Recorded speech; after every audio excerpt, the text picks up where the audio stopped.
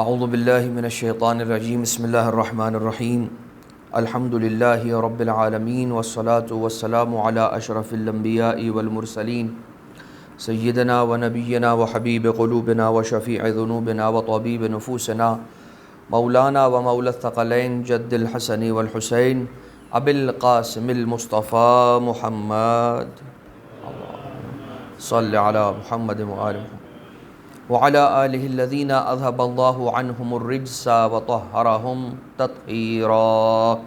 اللہم صلی علی محمد وآل محمد لا سیما علی الامام المنتظر والحجة الثانی عشر واللعنة الدائمة الباقية على أعدائهم ومنكري فضائلهم ومصائبهم وغاصبي حقوقهم من الأزل إلى قيام يوم الدين أما بعد فقد قال الله سبحانه وتعالى فی محکم کتابہ و متقن خطابہ وقولہ الحق وہو اصدق القائلین بسم اللہ الرحمن الرحیم ان اللہ اصطفیٰ آدم ونوحا وآل ابراہیم وآل عمران علی العالمین صلوات اللہم صلی علی محمد وآل محمد۔ اذان محترم، السلام علیکم ورحمۃ اللہ وبرکاتہ۔ سب سے پہلے اپنی نفس کو، اپنے آپ کو اور اس کے بعد آپ تمام کو تقوی الہی کی نصیحت اور اس کی طرف رغبت کی پیشکش کروں گا۔ اور اس کے بعد آج جو جمعہ کا دن ہے، یہ بات ہم نے آپ کی خدمت میں پہلے عرض کی ہے کہ جمعہ کو جمعہ کیوں کہا جاتا ہے؟ اس لیے کہ لفظ جمعہ جو ہے وہ جماع سے نکلا ہے، اور جمع کرنے کے معنی ہوتے ہیں گیدر کرنا، لوگوں کو کلیکٹ کرنا، اسمبل کرنا۔ اور اس دن کا نام دور جاہلیت میں، زمانہ جاہلیت میں اس دن کا نام جمعہ نہیں تھا بلکہ عروبہ تھا۔ اور اس دن کو جمعہ اس لیے کہا گیا، ظاہر سی بات ہے محمد و آل محمد علیہ السلام ہی کا یہ تحفہ ہے ہمارے لیے کہ اس دن کو اس کے اصل نام کی طرف پلٹایا گیا اور ریوائیو کیا گیا اس دن کا وہ نام جو خدا تعالیٰ کے نزدیک اس کا نام ہے۔ اور اس کو جمعہ اس لیے کہا جاتا ہے کیونکہ اس دن پروردگار عالم نے اپنے بندوں کو جمع کیا تھا ایک میثاق پر، ایک وعدے پر، ایک پرومس پر کہ تم سب کو جمع کیا جائے گا، اور جمع کیا گیا تھا ہمیں جب ہم عالم ارواح میں تھے، اور ہمیں جمع کر کے آل محمد علیہ السلام پنجتن پاک کے انوار کی زیارت کروائی گئی تھی اور دکھایا گیا تھا، اور کہا تھا یہ میرے وہ بندے ہیں کہ جو میرے سب سے زیادہ پسندیدہ اور میرے چوزن ونز ہیں۔ اور میں تم سے وعدہ لیتا ہوں اور تم سے یہ سوال کرتا ہوں کہ کیا تم جب دنیا میں جاؤ گے اور تمہیں خلق کیا جائے گا تو اس کے بعد کیا تم ان کو فالو کرو گے، ان کی محبت رکھو گے؟ اور سب لوگوں نے یہ جواب دیا تھا بلا، وائی ناٹ، کیوں نہیں۔ اس لیے اس دن کا نام جو ہے وہ جمعہ قرار دیا گیا، اس لیے لأن اللہ جمع خلقہ علی ولایت اہل البیت علیہم السلام، کہ اس دن پروردگار عالم نے آل محمد علیہ السلام کی ولایت، ان کی امامت، ان کی مودت پر ہمیں جمع کیا تھا۔ اور یہی وجہ ہے کہ اس دن جمعہ کے دن کے بہت سارے اعمال ہیں، شب و روز جمعہ کے اعمال ہیں مختصر، لیکن ان تمام ہی اعمال میں، دعاؤں میں جو سب سے افضل عمل ہے وہ یہی عمل ہے جو اس دن کے نام سے لنکڈ ہے، جو کہ درود ہے محمد و آل محمد علیہ السلام پر، اللہم صلی علی محمد و آل محمد۔ اور شب جمعہ کے ساتھ تو خاص طور سے، اور جمعہ کے دن کے لیے بھی، یعنی وہ 24 آورز کہ جو تھرسڈے مغرب سے سٹارٹ ہوتے ہیں ٹل فرائیڈے مغرب، اس کے اندر جو درود پڑھنے کا ادب جو ہمیں روایت میں آیا ہے، ایک ٹریڈیشن ہے، ایک حدیث ہے، جس حدیث کے اندر رسول اللہ صلی اللہ علیہ وآلہ وسلم، اللہم صلی علی محمد و آل محمد، رسول اللہ نے یہ فرمایا کہ whoever is going to recite the درود on us اہل البیت، اس طرح سے پڑھے گا۔ کس طرح سے؟ اللہم صلی علی محمد و آل محمد وعجل فرجہم واہلک عدوہم من الجن والانس من الاولین والآخرین۔ یہ پورا ایک درود ہے جو شب و روز جمعہ کے لیے وارد ہوا ہے حدیث رسول اکرم کے اندر، اور رسول نے فرمایا کہ جو شخص اس طرح سے 80 ٹائمز یا 100 ٹائمز یا 1000 ٹائمز، جو شخص 100 مرتبہ یا 1000 مرتبہ اس طرح سے درود کو ہم محمد و آل محمد پر پڑھتا ہے تو اس کا ریوارڈ پروردگار عالم کی بارگاہ سے یہ ہے کہ اس کے 80 سال کے گناہوں کو پروردگار عالم کلین کر دیتا ہے، وائپ کر دیتا ہے، اور اس کے بک آف ڈیڈز کو کلیئر کر دیتا ہے۔ اب یہاں پر یہ بات جب کی جاتی ہے تو اس کو فار گرانٹڈ نہ لیا جائے اس حدیث کو، اس لیے کہ یہ حدیث ہمیں خدا کی نافرمانی پہ ابھارنے کے لیے نہیں آئی ہے کہ انسان یہ کہے کہ چلو 100 مرتبہ درود پڑھ لیں گے اور 80 سال تک گناہ کرتے رہیں گے، وہ تو درود پڑھنے سے صاف ہو جائے گا۔ یہ بالکل وہی والی بات ہوگی کہ جس طرح سے چھٹے امام علیہ السلام کے زمانے میں ایک شخص تھا کہ جس نے ایک روٹی یہاں سے چرائی، ایک روٹی وہاں سے چرائی اور ایک روٹی وہاں سے چرائی، اور چوری کا اتنا سارا سامان لے جا کے اس نے 10 روٹیاں 100 میں سے 10 روٹیاں بانٹ دیں اللہ کی راہ میں۔ اور کسی نے جب امام کو بتایا، چھٹے امام کو، تو امام علیہ السلام نے کہا کہ آؤ چل کے اسی سے پوچھتے ہیں کہ what is cooking in his mind, اس کے ذہن میں کیا چل رہا ہے۔ تو اس نے کہا کہ یبنا رسول اللہ، قرآن کریم کی آیت ہے کہ جو ایک نیکی کرے گا پروردگار عالم اس کو ایک کے عوض میں 10 دے گا۔ اب میں نے اگر 10 روٹیاں بانٹی اور ہر روٹی کے عوض مجھے پروردگار عالم 10 نیکیاں دے گا تو 10 × 10 میکس 100۔ تو اگر میں نے 10 میں سے 100 کما لی اور اس کے بعد میرے پاس 90 روٹیاں بچ جاتی ہیں تو میں تو فائدے میں رہا۔ امام علیہ السلام ہنسنے لگے۔ امام علیہ السلام نے ظاہر سی بات ہے کہا نہیں، روایت میں یہ جملے نہیں ہیں، میں یہ کہہ رہا ہوں کہ کیلکولیشن ہر جگہ پہ نہیں چلتی ہے، اور ضروری نہیں ہے کہ جو ہماری میتھمیٹکس ہے وہ ہر جگہ پہ اپلائی یا اپلیکیبل ہو۔ خدا تعالیٰ کا اصول یہ ہے۔ چھٹے امام نے مسکراتے ہوئے فرمایا کہ اے شخص نادان،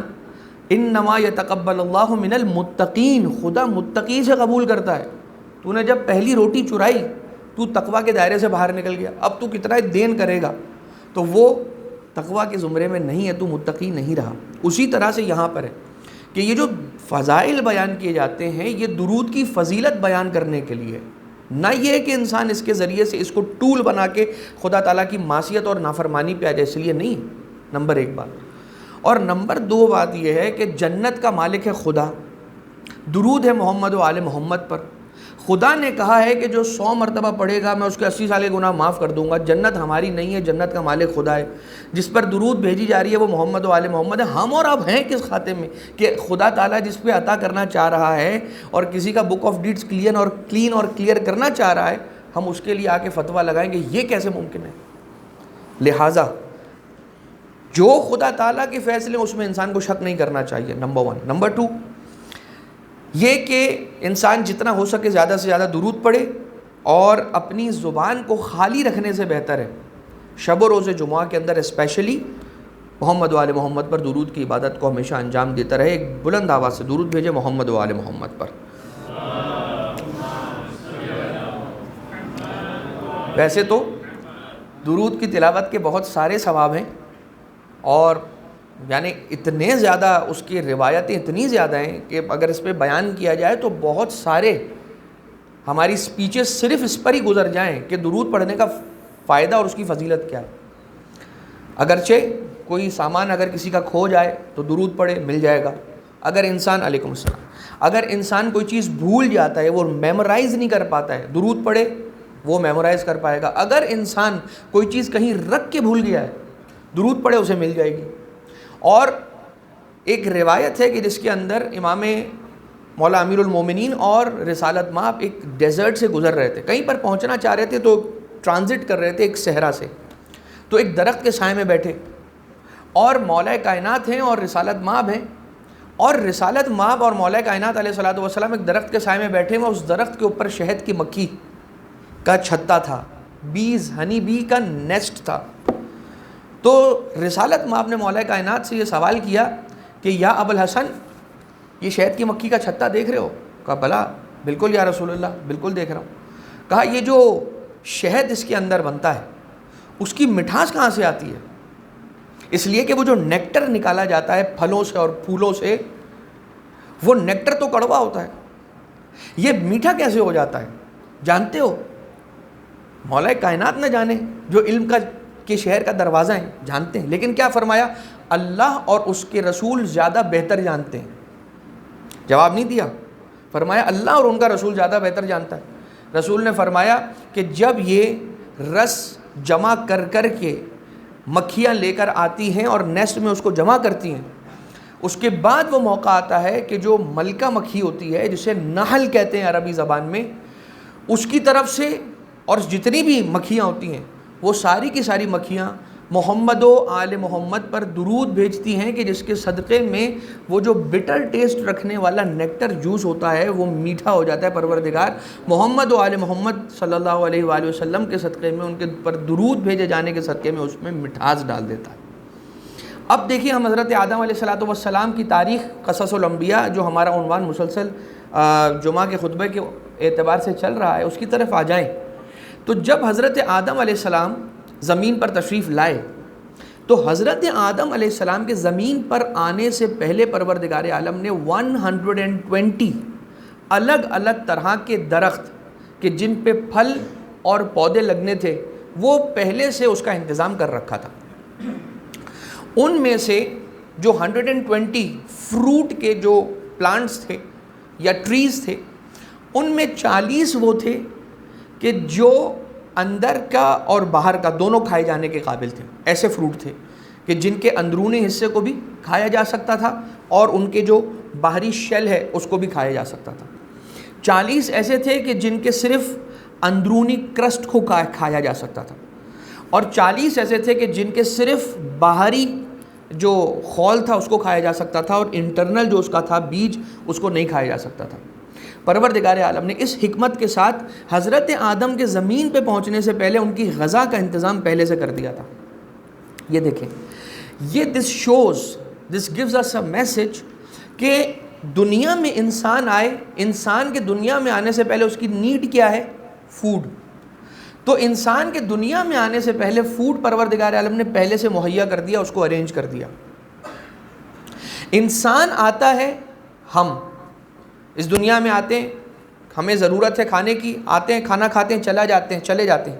ہم آ کے چلے جاتے ہیں، کھانا وہیں رہ جاتا ہے۔ ہمیں سورج کی ضرورت ہے، گرمی کی ضرورت ہے، لائٹ کی ضرورت ہے، ہم اس دنیا میں آتے ہیں، پروردگار عالم نے سورج بنایا ہے، ہم اس دنیا میں آتے ہیں، سورج کی لائٹ لیتے ہیں، ہم آتے ہیں چلے جاتے ہیں، سورج جہاں تھا وہاں کا وہاں رہتا ہے۔ چاند کی چاندنی کی ہمیں ضرورت ہے، اس لیے کہ چاند کی چاندنی وہ ہے کہ جس سے پھلوں کی مٹھاس آتی ہے اور جو سبزیاں ہیں اس کی تاثیر اس میں جو آتی ہے وہ چاند کی چاندنی کی وجہ سے آتی ہے۔ اگرچہ اس میں یہ بھی قول ہے کہ ولایت امیر المومنین علیہ السلام کی وجہ سے وہ ان کے اصل میں میٹھے ہونے کا معیار ہے، لیکن ہم آئے، خدا کی نعمت سے استفادہ کیا، ہم چلے گئے، وہ نعمت وہیں رہ گئی۔ ناؤ کمز وہ نعمت کہ جو خدا کی سب سے بڑی نعمت ہے، اینڈ دیٹ از گائیڈنس، علم بھی خدا کی سب سے بڑی نعمت ہے، رہنمائی گائیڈنس خدا کی سب سے بڑی نعمت ہے، اور جو یہ نعمت دینے والا رہنما ہے، جو امام ہے، نبی ہے، یہ بھی پروردگار عالم کی سب سے بڑی نعمت ہے۔ اب یہ سب سے بڑی نعمت کیوں ہے؟ یہ ایک ایسی بحث ہے کہ اس کے اندر اگر ہم جائیں گے تو بات تو واضح ہو جائے گی، لیکن 15-17 منٹ اس میں نکل جائیں گے کہ انسان کو یہ پتا ہو کہ مجھے زندگی کیسے گزارنی ہے تاکہ وہ جو میرا سب سے بڑا نعمت دینے والا منعم ہے اس کو راضی رکھنا ہے، اس کو خوش رکھنا ہے۔ تو وہ زندگی گزارنے کا طریقہ کیا ہے وہ کون بتائے گا؟ جو بتائے گا وہ سب سے بڑی نعمت ہے۔ اچھا، اب یہ کیسے ہو سکتا ہے کہ میں دنیا میں آؤں، میرے آنے سے پہلے سورج ہو، میں چلا جاؤں، سورج وہیں رہ جائے؟ چاند میرے آنے سے پہلے ہو، میں چلا جاؤں، چاند وہیں رہ جائے؟ تو یہ کیسے ہو سکتا ہے کہ میرے دنیا میں آنے سے پہلے اللہ کا ہادی اور اللہ کا امام موجود نہ ہو؟ یہی قاعدہ اور فارمولہ یہاں پہ لگے گا۔ میرے دنیا میں آنے سے پہلے ایک امام ہے، میں دنیا میں آؤں گا، اس امام کی امامت میں زندگی گزاروں گا، میں چلا جاؤں گا، امام زندہ رہے گا، چاہے اس امام کو خدا نے پردہ غیبت ہی میں کیوں نہ رکھنا ہو، خدا پردہ غیبت میں رکھے گا، اس لیے کہ جو 12ویں امام علیہ السلام کا کیس ہے وہ دیگر تمام 11 اماموں سے ہٹ کر ہے، اس لیے کہ جو امام، جو رہبر، جو رہنما پروردگار عالم نے عطا کیا اسے یا زہر سے شہید کر دیا گیا یا تلوار سے شہید کر دیا گیا، اس پہ ظلم کیا گیا۔ خدا نے کہا یہ آخری وہ شخص ہے جو ہادی ہے، رہنما ہے، امام ہے، معصوم ہے، یہ وہ ہے کہ جس کے سبب سے دنیا، زمین، آسمان قائم ہے، سرکار کا لقب بھی قائم ہے۔ اگر یہ نہ رہے تو نہ زمین رہے گی، نہ آسمان رہیں گے، نہ انسان رہے گا، نہ جنات رہیں گے، کچھ بھی نہیں رہے گا. اگر یہ چلے گا، یعنی انہیں بھی زہر دے کے شہید کر دیا گیا، انہیں بھی تلوار سے شہید کر دیا گیا، تو میری زمین ختم ہو جائے گی. لہٰذا اب it is inevitable to put this امام in my own safe guard. خدا نے اپنی پناہ میں رکھا ہے صاحب الامر کو، بی بی نرجس سلام اللہ علیہ کے لال کو، امام حسن عسکری کے جگر کے ٹکڑے کو، اور پردہ غیبت میں رکھا ہے. اب ذرا دیکھیے کہ حضرت آدم دنیا میں آئے، پہلے سے ساری چیزیں تھیں، اور اس طرح سے تقریباً جو 120 درختوں کا میں نے آپ کی خدمت میں عرض کیا، وہ بات آپ کی خدمت میں پیش کر دی. اب ایک سوال کیا جاتا ہے، اور وہ سوال یہ کیا جاتا ہے کہ کتاب کا نام ہے علل الشرائع، ٹرانسلیٹڈ ہے انٹو انگلش، اردو، غالباً گجراتی میں بھی ٹرانسلیٹڈ ہے. علل الشرائع کے اندر ایک حدیث ہے چھٹے امام حضرت امام جعفر صادق علیہ الصلوۃ والسلام کی، اللہم صلی علی محمد وعلی محمد. مولا سے پوچھا گیا کہ مولا جو مرد کی میراث عورت کی نسبت ڈبل ہے، اس کی وجہ کیا ہے؟ امام علیہ السلام نے فرمایا کہ جب حضرت آدم اور حوا سلام اللہ علیہما جب جنت سے اس دنیا میں تشریف لائے حکم الہی سے، تو جو گندم کھائی انہوں نے، یا جو پھل کھایا، یا جو بھی انہوں نے پہلی غذا کھائی، وہ جہاں سے انہوں نے لی اس کی تعداد تھی 18. ان میں سے 12 حضرت آدم علیہ السلام نے کھائی تھیں اور 6 جناب حوا نے کھائی تھیں. دس از دا ریزن کہ بنیاد حضرت آدم کی وجہ سے مردوں کے لیے ڈبل کی پڑ گئی، اور جناب حوا کی وجہ سے سنگل کی پڑی خواتین کے لیے. یہ اور بات ہے کہ اس کے اور بھی دلائل ہیں، لیکن چونکہ یہ جو ریلیونٹ ہے حضرت آدم علیہ السلام کے ٹاپک سے، وہ میں نے آپ کی خدمت میں عرض کیا کہ ہمارے پاس یہ روایت بھی موجود ہے کہ جس کے اندر چھٹے امام علیہ السلام سے جب پوچھا کہ مرد کے 2 حصے کیوں، عورت کا 1 حصہ کیوں، وجہ یہ کہ حضرت آدم علیہ السلام نے زمین پر آ کر 2 حصے کھائے تھے اور بی بی حوا نے 1 حصہ کھایا تھا. اور پھر خود تخلیق بھی پروردگار عالم کی اسی طرح سے، اللہ نے کریٹ ہی اس طرح سے کیا ہے مردوں کو اور خواتین کو. اس کے اندر کوئی ڈسکریمنیشن نہیں ہے، کوئی جینڈر ایکویلٹی یا ان ایکویلٹی کی بات یہاں پر نہیں ہے. اگر جینڈر ان ایکویلٹی کی بات ہوتی تو کبھی بھی یہ نہیں کہا جاتا کہ جو کوئی بھی پروردگار عالم کی بارگاہ میں خیر لے کر آئے گا، من جاء بالحسنۃ، یا مثال کے طور پر وہ جو آیت ہے کہ جس کے اندر پروردگار عالم نے اپنے بندوں سے یہ ارشاد فرمایا ہے کہ جو بھی عمل صالح کرے گا من مؤمن و مؤمنۃ، کہ مومن ہو یا مومنہ ہو تو پروردگار عالم کی طرف سے اس کو سیم اجر دیا جائے گا. اگر جینڈر انیکویلٹی اسلام کی طرف سے ہوتی تو وہاں پر دونوں کو سیم اجر نہیں دیا جاتا. خیر اگر اس کی طرف جائیں گے تو بات کہاں کی کہاں نکل جائے گی. اب آ جائیے ایک اور روایت، اور وہ روایت چھٹے امام علیہ السلام ہی کی ہے. حضرت آدم علیہ السلام کے بارے میں یہ سوال کیا گیا اور بتایا سرکار امام جعفر صادق علیہ الصلوۃ والسلام، اللہم صلی علی محمد وآل محمد، مولا طواف میں تھے. اور جب طواف میں تھے سرکار، ایک مرتبہ غالباً عمرہ کا طواف تھا یا حج کا طواف تھا، کسی نے آ کر سرکار کے شانے پر ہاتھ رکھا اور آہستہ سے سرکار کے کانوں میں یہ کہا کہ مولا آپ سے کچھ سوال کرنا چاہتا ہوں، ایسے سوال لے کر آیا ہوں جس کا جواب اس زمانے میں آپ کے علاوہ اور کسی کے پاس نہیں ہے، لیکن مولا میں آپ کو زحمت نہیں دوں گا، یہ آپ کا رکن جو ہے یہ مکمل ہو جائے، اس کے بعد میں آپ کی خدمت میں حاضر ہوں گا. سرکار نے اپنا طواف مکمل کیا، مقام ابراہیم کے پیچھے جا کر 2 رکعت نماز طواف پڑھی، اور اس کے بعد سرکار نے آواز دی، وہ شخص کہاں ہے جس نے طواف میں مجھے یہ کہا تھا کہ مجھے سوال کرنے. اتنے میں ایک شخص فوراً سے آ گیا اور اس نے کہا یبنا رسول اللہ، میں حاضر آپ کا خادم. اور یہ کہہ کے سوال کیے، اور سوال یہ تھا کہ ملائکہ نے جو اعتراض کیا تھا جب پروردگار عالم نے یہ کہا تھا انی جاعل فی الارض خلیفہ، کہ میں زمین پہ اپنا خلیفہ بنانے والا ہوں، تو فرشتوں نے یہ کہا تھا کہ اتجعل فیہا من یفسد فیہا ویسفک الدماء، اے پروردگار زمین پہ تو انہیں خلیفہ بنائے گا انسانوں کو کہ جو انسان خون بہانے والے. تو یہ تو پروردگار عالم کی اسارٹ آف اس کے حکم کے آؤٹ آف دا وے جا کے بات تھی، تو یہ تو مخالفت کی ہے فرشتوں نے. اے رسول خدا کے فرزند، سوال میرا یہ ہے کہ کہ یہ جو ملائکہ نے، فرشتوں نے مخالفت کی تھی پروردگار عالم کی، اس مخالفت کا ان کو کیا خمیازہ بھگتنا پڑا، یا اس کی معافی ان کو کیسے ملی، اس کو کمپنسیٹ کیسے کیا انہوں نے، پروردگار عالم نے کیا کہا؟ تو جواب دیا کہ ان لوگوں نے، ملائکہ نے 70 سالوں تک یا 700 سالوں تک اس گھر کے گرد طواف کیا، چکر کاٹے،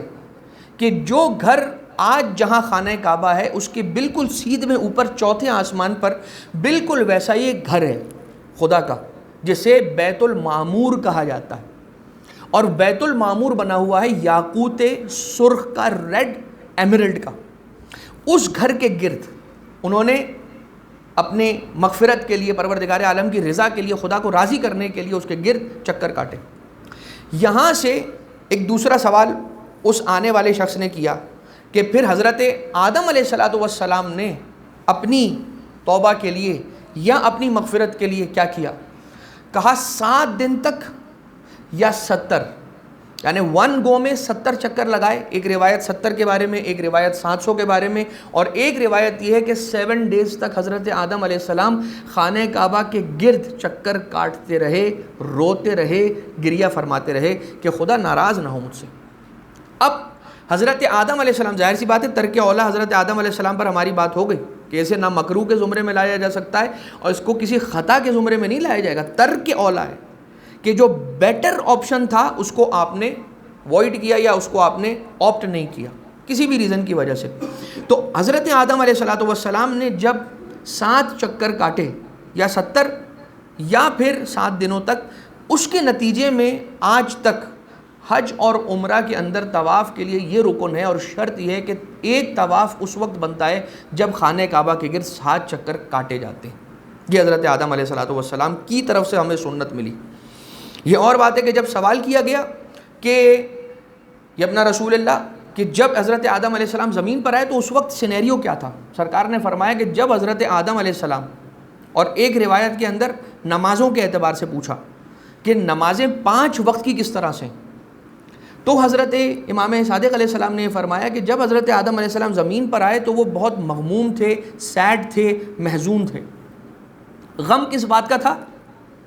جنت سے نکالے جانے کا غم نہیں تھا، اس لیے کہ حضرت آدم کو جنت سے نکالا نہیں گیا ہے، وہ تو خلق ہی زمین پر بھیجے جانے کے لیے خلیفہ بنا کر کیے گئے تھے۔ لیکن غم اس بات کا تھا، روایت یہ کہتی ہے کہ حضرت آدم علیہ السلام جب زمین پر جیسے لینڈ کیے، ٹچ ڈاؤن کیا انہوں نے زمین پر، تو انہوں نے جب نوٹ کیا تو ان کے جلد پر، ان کے سکن کے اوپر بلیک سپاٹس آنا شروع ہو گئے۔ اب اس کی وجہ روایت کے اندر نہیں لکھی ہوئی ہے، لیکن جناب جبریل آئے کیا؟ خدا کی طرف سے بھیجے گئے کہ جاؤ آدم غمگین ہیں، ان کے غم کو دور کرنے کا سامان کرو۔ اور حضرت جبرائیل کو پروردگار عالم نے میسج دیا حضرت آدم علیہ السلام کے لیے کہ یوں سو اینڈ سو آپ ایک کام کریں۔ کیا؟ تو اس وقت جب حضرت جبرائیل پہنچے تو وہ وقت جو تھا وہ زوال کا وقت تھا، جو ظہر کا بالکل اول وقت ہوتا ہے۔ اس وقت حضرت آدم علیہ السلام کو عبادت الہی کرنے کا حکم دیا گیا، نماز پڑھنے کا حکم دیا گیا۔ انہوں نے اپنے اعتبار سے اس وقت جتنی کہی گئی، جس طرح سے کہی گئی، حضرت آدم علیہ السلام نے عبادت الہی کو انجام دیا، نماز کو پڑھا۔ پھر عصر کا وقت آیا، نماز انجام دی۔ مغرب کا وقت آیا، نماز انجام دی۔ عشاء کا وقت آیا، نماز انجام دی۔ فجر کا وقت آیا، نماز انجام دی۔ جیسے جیسے حضرت جبریل حکم الہی حضرت آدم کو ٹرانسفر کرتے رہتے تھے، وہ عبادت کرتے جاتے تھے، اور جیسے جیسے وہ نمازیں پڑھتے جاتے تھے تو ان کے جسم پر جو یہ عیب آنا شروع ہو گیا تھا وہ عیب دور ہوتا چلا گیا، یہاں تک کہ حضرت آدم علیہ السلام بالکل کلین ہو گئے۔ اور یہاں سے کہا جاتا ہے کہ 5 وقت کی نمازیں آج تک ہم پر، یعنی کہ رسالت مآب صلی اللہ علیہ وآلہ وسلم کی امت پر 5 وقتوں کی نماز واجب ہے۔ یہ اور بات ہے کہ حضرت رسالت مآب سے پہلے کے جو زمانے کی امتیں تھیں ان پر ایک دن کی 50 نمازیں بھی ہوا کرتی تھیں۔ یہ خدا تعالیٰ کا کرم ہے، اپنے حبیب کے لیے یہ جو پریویلیج ہے، یہ پریویلیج دیا گیا ہے رسالت مآب کو۔ We are enjoying that privilege of the Prophet peace be upon him and his holy household، کہ ہم اس پریویلیج کو، جو رسول اکرم کا جو رسپیکٹ ہے اور اکرام ہے خدا کی طرف سے، we are enjoying that۔ اور بہت ساری ایسی چیزیں 9 یا 10 چیزیں وہ کہ جو صرف اور صرف exclusively prophet peace be upon ہم صلی اللہ علیہ وآلہ وسلم کی امت کو خدا نے عطا کی، پروفٹ کی وجہ سے، رسول اکرم کی وجہ سے وہ ہم انجوائے کرتے ہیں. اور حضرت آدم علیہ السلام کے ہاتھوں میں ایک انگوٹھی تھی، اور اس انگوٹھی کا نقش تھا محمد رسول اللہ علی امیر المؤمنین. یہ نقش تھا حضرت آدم علیہ السلام کی انگوٹھی کا. کسی نے حضرت آدم علیہ السلام سے یہ پوچھا، اب یہ پھر حدیث ہے امام معصوم علیہ السلام کی، کہ یہ جو نقش ہے یہ حضرت آدم علیہ السلام کو کہاں سے یہ سیکھنے کو ملا، اور یہ انہوں نے کہاں سے جملے لیے اور اپنے انگوٹھی پہ لکھوائے. کہا حضرت آدم علیہ السلام نے جب عرش پہ نگاہ کی تھی اور ان کو وہ 5 انوار دکھائے گئے تھے خدا کی طرف سے، اس وقت حضرت آدم علیہ السلام نے عرش پر نور سے لکھا ہوا یہ جملہ دیکھا تھا، محمد رسول اللہ علی امیر المومنین. اسی جملے کو حضرت آدم علیہ السلام نے اپنی انگوٹھی پر لکھوا لیا اور نقش کروا لیا، اور سمجھ گئے کہ اگر اس سے بہتر کوئی جملہ اور ٹائٹل ہو سکتا تو پروردگار اپنے عرش کو وہ ٹائٹل دیتا. عرش کی پیشانی کے اوپر جو جملہ لکھا ہوا ہے اس سے بہتر اور بڑا جملہ کیا ہو سکتا ہے؟ محمد رسول اللہ علی امیر المومنین. اب ذرا آ جائیے ایک 2 جملوں میں آپ کی خدمت میں ہم وہ بات پیش کرنے کی سعادت حاصل کریں کہ جس میں حضرت آدم علیہ السلام نے جو سفر اپنا کیا ہے مکہ مکرمہ میں، وہ انہیں بتایا گیا ہے خدا کی طرف سے کہ اب آپ خانہ کعبہ جائیں، خانہ کعبہ کے پاس جا کر طواف کریں. طواف کیا، نماز طواف پڑھے مقام ابراہیم کے پیچھے سے، یا ایک مقام ابراہیم اس وقت تو نہیں تھا. حضرت ابراہیم علیہ السلام کو ایک خاص جو جہاں پہ آج دروازہ ہے خانہ کعبہ کا، اس دروازے کے بالکل سامنے نماز پڑھائی گئی، اس لیے کہ آج جہاں پہ مقام ابراہیم ہے ایگزیکٹ جگہ مقام ابراہیم کی جو اوریجنل جگہ ہے وہ وہاں نہیں ہے، وہ ہے خانہ کعبہ کی سلوپنگ وال، کہ جہاں پہ خانہ کعبہ کی دیوار زمین سے آ کے لگتی ہے وہاں پہ جو سلوپنگ والز بنی ہوئی ہیں جس کو شادروان کہا جاتا ہے، وہاں پہ بالکل خانہ کعبہ کی دیوار کے ساتھ وہ مقام ابراہیم کا پتھر جو جنت سے آیا ہوا پتھر ہے، جس پہ کہ نبی خدا خلیل خدا کے قدموں کے نشان ہیں، وہ وہاں پہ رکھا ہوا تھا. اسے بعد میں ایک زمانے کے اندر آگے کر دیا گیا. جب سرکار صاحب الامر علیہ السلام آئیں گے تو مقام ابراہیم کے پتھر کو وہاں سے ہٹا کر اس کی اصل جگہ پہ جہاں بھی خانہ کعبہ کے بالکل ساتھ زمین کے قریب تھا وہاں پہ اسے لگا دیں گے. البتہ یہ جو حجر اسود ہے اس کے بارے میں، اس لیے کہ حجر اسود کا جو پتھر آیا، یہ حجر اسود کا جو پتھر ہے اس کے بارے میں پھر روایت ملتی ہے حضرت آدم علیہ السلام کے حیات طیبہ کے جو چیپٹر ہے وہاں پہ ملتا ہے کہ یہ حجر اسود جانتے ہو کیا ہے؟ بھائی اپنا رسول اللہ ہم تو نہیں جانتے حجر اسود کیا ہے. کہ حجر اسود دکھنے میں پتھر ہے، حقیقت میں ایک فرشتہ ہے. حجر اسود وہ فرشتہ ہے کہ جب پروردگار عالم نے محمد و آل محمد علیہ السلام، جب یہ کہا جائے گا محمد و آل محمد علیہ السلام تو تمام انبیاء کی نبوت اس کے ساتھ اٹیچڈ ہے، یہ بات یاد رکھیے گا. تو جب پروردگار عالم نے محمد و آل محمد علیہ السلام کی ولایت یعنی کہ محبت، مودت اور امامت، یعنی ان کا جو لو ہے جو ہمیں اپنے دلوں میں رکھنا ہے وہ، اور ان کا اختیار جو پروردگار عالم نے انہیں عطا کیا ہے، ان دونوں چیزوں کے ساتھ یہ بات آئے گی کہ ان دونوں چیزوں کو پیش کیا. جب کائنات کی ہر چیز کی طرف پیش کیا، آسمانوں کی طرف پیش کیا، زمینوں کی طرف پیش کیا، پہاڑوں کی طرف پیش کیا، پانی کی طرف پیش کیا، انسانوں کی طرف پیش کیا، حیوانوں کی طرف پیش کیا، فرشتوں کی طرف پیش کیا، ہر چیز کائنات کی ہر مخلوق کی طرف پیش کیا. تو جب فرشتوں کی طرف پیش کیا، جس فرشتے نے سب سے پہلے لپک کر اسے قبول کیا وہ یہی فرشتہ، اور اسی فرشتے کو ہم نے خانہ کعبہ کے 4 کونوں میں سے ایک کونے پہ لگوا دیا ہے پتھر بنا کر. ایک پرل ہوا کرتا تھا کسی زمانے میں، یہ وائٹ پرل کی طرح سے ہوتا تھا، پھر آہستہ آہستہ یہ سیاہ ہو گیا. اس کی بھی وجہ ہے تاریخ کے اندر لکھی ہے، وقت تمام ہو رہا ہے اس لیے میں بہت جلدی کے ساتھ آپ کی خدمت میں عرض کر رہا ہوں کہ خدا یہ چاہتا ہے کہ ہر سال حج کے لیے آنے والے لوگ اس پتھر کو سلام کریں اور اپنا آنا یہاں ریکارڈ کروائیں. کہاں ریکارڈ کروائیں؟ اس پتھر کے پاس جو حقیقت میں ایک فرشتہ ہے جس نے سب سے پہلے آل محمد کی ولایت کو، امیر المومنین کی ولایت کو قبول کیا تھا، اور قیامت میں یہ دوبارہ فرشتہ بنایا جائے گا اور خدا پیش کرے گا اور کہے گا بتاؤ کون کون تھا جو حج کر رہا تھا اور کون کون تھا جو صرف چکر لگا رہا تھا. ٹھیک ہے، اس لیے کہ دلوں میں آل محمد علیہ السلام کی مودت وہ رننگ فیول ہے کہ جو انسان کی عبادت کو قبولیت کی منزل تک لے جاتا ہے۔ اسی دعا کے ساتھ کہ پروردگار عالم ہمیں عبادتوں کو بہترین انداز میں انجام دینے کی توفیق عطا فرمائے، ہمیں تقوی الہی کی پروردگار عالم توفیق عطا فرمائے۔ ان احسن الحدیث قرآن العزیز، بسم اللہ الرحمن الرحیم، والعصر ان الانسان لفی خسر الا الذین آمنوا وعملوا الصالحات وتواصوا بالحق وتواصوا بالصبر۔ صلی علی محمد وآل محمد، اللہم صلی علی محمد وآل محمد، اللہم صلی علی محمد۔ اعوذ باللہ من الشیطان الرجیم، بسم اللہ الرحمن الرحیم، الحمد للہ رب العالمین، والصلاة وافضل الصلاة والسلام علی اشرف الانبیاء والمرسلین، سیدنا و نبینا وحبیب قلوبنا ابی القاسم المصطفیٰ محمد صلی اللہ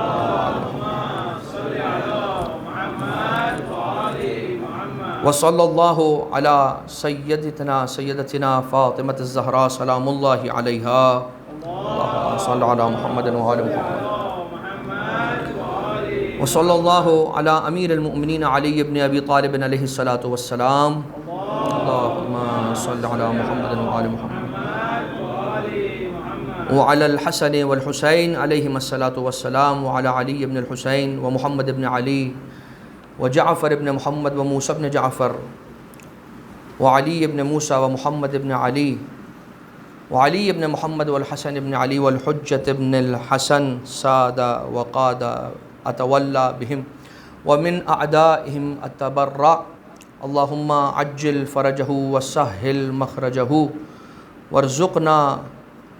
ان نکون من اصحابہ واعوانہ ومن شیعتہ ومن محبی، صلوات۔ اللہم